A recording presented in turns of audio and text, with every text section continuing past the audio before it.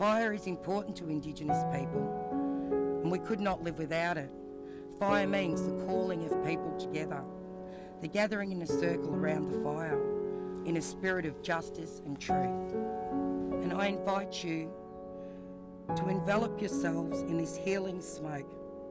Let it join with your spirit and help to heal the hurt, pain and suffering, and thus making room for love, healing and faith.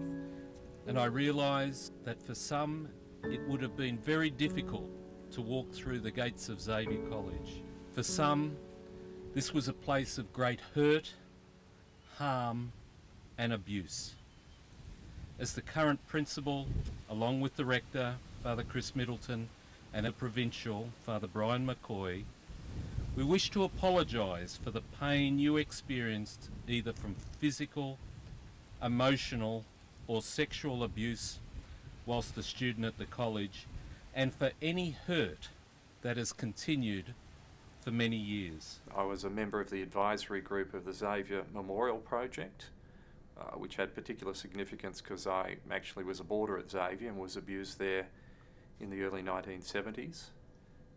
I've been a support to a number of people who are also survivors. Standing before you today is a 13-year-old boy who arrived on this college in May 1972. Sadly for me, tragically, in that year I suffered physical, emotional and psychological abuse and sexual abuse from a parish priest in North Melbourne, a priest here at Xavier. But today, for me, for other victims who are here, for those families and for those who've probably lost loved ones, I don't have to be afraid anymore. With this memorial here, I don't have to be afraid. I can start to build in the healing. Richard Jabara got an agreement during his mediation with the Jesuits that they would put in a memorial to commemorate a rock which in itself has no power. It's what we place on the rock, our wishes, our thoughts, our hopes, our aspirations, that is most important. And that changed the emotional and psychological and spiritual landscape for all of those who participated in that project. There are others who are not here and who've sadly taken their lives. And I want you to reflect on that, because 14 years ago I planned my suicide, and it was very real, and it was very logical, and frighteningly it was like putting out the rubbish. It was something I had to do. And if it wasn't for my wife then saying, "What's wrong with you?" I wouldn't be here, standing here today. For about the last 20 years, I've been involved in mental health, predominantly around complex mental illness and a lot of issues there around suicide. And we know how much childhood abuse is a contributor. It's something that I have to deal with every day, and others who are out there, and we all know the Royal Commission and the Victorian Inquiry, and we have one of the members of that Victorian Inquiry here today, which is great, that there are thousands of us and thousands of victims and families who've had to suffer. If you can see this, and if you've got people who are telling you their story, you can't just sit by and say, "Oh, that's very sad," and do nothing. So with a little help from my friends, as the old song says, we've gathered together to try and really give people the support they deserve. So I'd like to finish by saying that I think there's hope. There's hope for the future, and that Xavier, by what it's done here today, can be an example and lead other institutions and the community in Australia, in Melbourne, and the world that victims have a voice, they need to be acknowledged, and the fact that the captain of 2015 of Xavier is standing next to me today, and his year raised money, and they did it on their own volition, for me is a symbol of the future and hope that our stories will not be forgotten, and that hopefully this will never happen to another student, both at Xavier or any other college or anywhere in the world. One of the things that was most magical for me in terms of being part of the group was to know that it was the students themselves who actually had pitched in to say they were going to raise the funds that were going to cover the cost of the memorial. And you know, for me that was a very sort of, it was a very, very special moment to know that there were young people there who hadn't been directly impacted, but were willing to reach out to other people, you know, who, when they were there 10, 20, 30 years ago. So there was this wonderful thing about the students actually being involved, and for me that was a very, very special and in some ways a very, very healing aspect of the whole project. Thank you, Mr. Jabara, for sharing your inspiring words with us. As Xavier School Captain for 2015, we are very proud of your work towards achieving this memorial for survivors of abuses that have happened at Xavier College.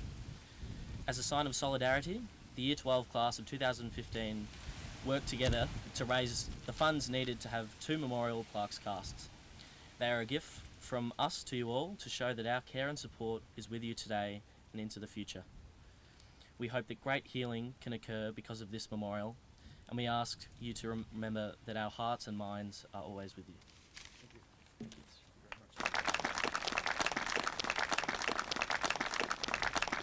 There was a point in time where a moment of a pinprick of light.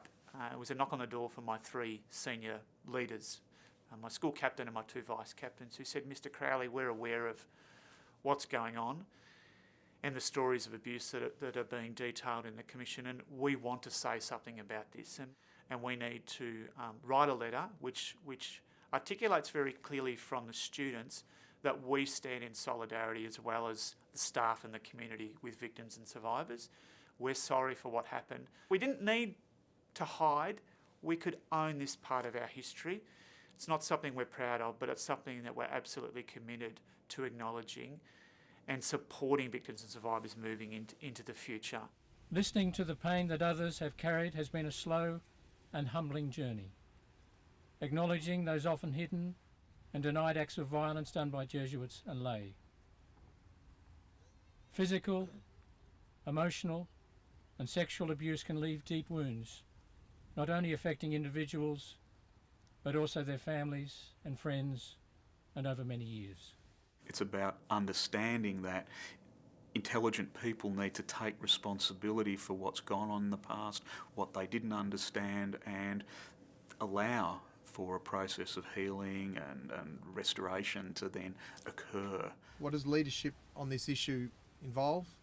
And ironically, it actually involves, in a Christ-like manner or in a Ignatian Jesuit tradition, listening to the survivors, the same thing.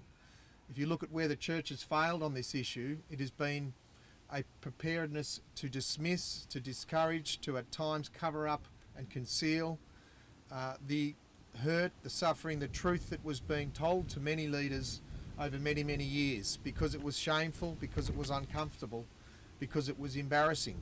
Certainly the memorial isn't the end, it's just the beginning of the process of healing, and they were courageous enough to open that for the community, and hopefully other organisations within the community, hopefully other people see the courage that takes and take some inspiration from that. Sherry reminded us of the great gifts of the Creator Spirit and the earth and the land and the tradition of the Wurundjeri people. One of the great gifts is water, the water that heals, that washes, that cleans and revives us. I'm going to now just pour some water over the memorial, but invite those of you who wish to come forward. There are 2 jugs, just as a sign of washing away the dust and the hurt and the pain, but also seeking the healing and the life and the freshness that good water can bring, and it's water from the earth. So back to the earth, back to creation. So I'm just going to do my own little blessing with pouring the water, but if you'd like to come forward, there are 2 jugs, just come forward and pour some water over the memorial. Having the formal ceremony and stepping through and pouring of water and all those things, I think was incredibly valuable, because one of the things is that we have to find rituals and ways. I mean, you know, I go back to the church. I mean, the whole thing there was the ritual, whether it's of communion and all those sorts of things. And now we need to find healing rituals that can actually deal with the abuse that did occur.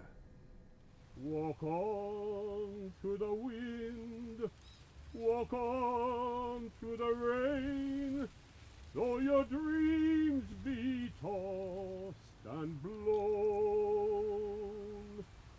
Walk on with hope in your heart, and you'll never walk alone.